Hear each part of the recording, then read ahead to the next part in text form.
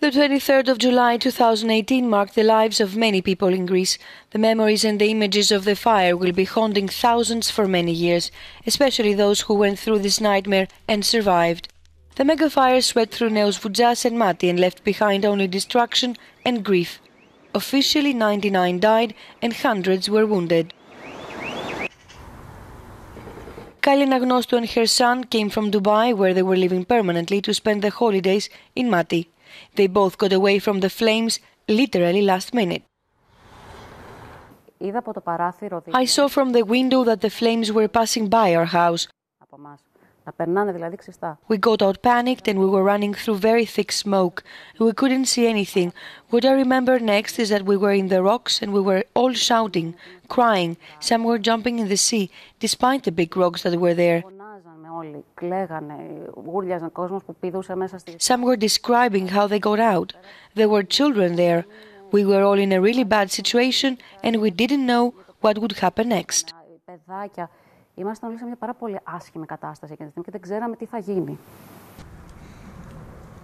Kylie is still very angry. What she wants is to leave the country as soon as possible.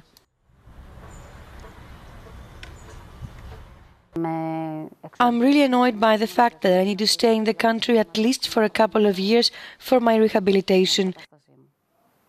This country in the end hurt me a lot, and I don't want it. If people here keep living this way without changing their mentality, I don't want this country. So much time has passed and still no one has apologized.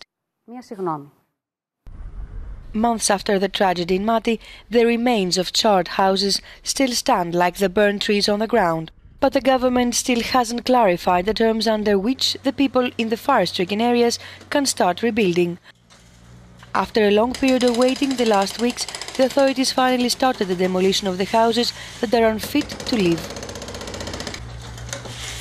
Vasilis Kanelopoulos watched the house of his childhood years being demolished alongside his family.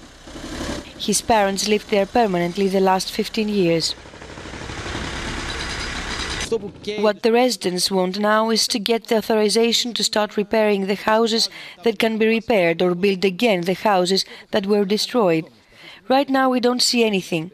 People just wait and try to find a way to get through each day. Some in camps, other guests in friendly houses. A lot of them don't live in very human conditions. We don't feel that the state is close to us in a natural disaster where the state was absent. They also expect justice to be served concerning the criminal responsibilities. For the survivors in Mati, time froze the 23rd of July. That day, everyone here lost something or someone. 4 months later, they say that they're outraged because they heard a lot of promises, but they haven't seen enough actions, and they warn that they will not remain silent any longer. Faye Dulgheri, Mati, Euronews.